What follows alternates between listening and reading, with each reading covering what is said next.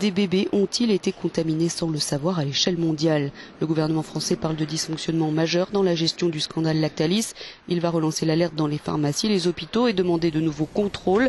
Mais le président de l'association des familles des victimes du lait contaminé à la salmonelle, Quentin Guillemin, veut lancer l'alerte dans 65 pays. Il faut savoir que quand même ces produits sont distribués dans le monde entier. Et là, on parle de 65 pays.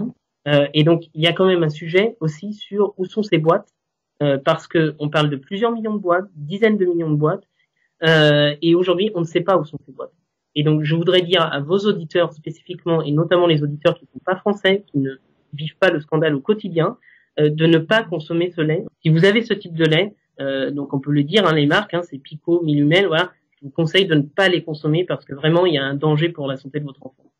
Il y a eu un premier décret sur les 620 premiers lots qui ont été sorti un premier décret de Bruno Le Maire interdisant l'exportation des produits des 620 premiers, mais les 720 qui ont suivi n'ont fait l'objet d'aucun décret d'interdiction d'exportation. Donc ça veut dire qu'ils continuent potentiellement à être exportés.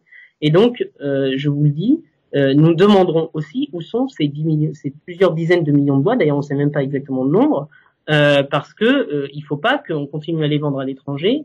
Parce que c'est un peu moins le scandale à l'étranger, vous voyez. Donc, il va falloir qu'on sache où sont ces boîtes, si elles ont bien été détruites, si elles ont bien été récupérées, et si on a bien informé éventuellement les consommateurs dans d'autres pays que ces boîtes étaient potentiellement contaminées.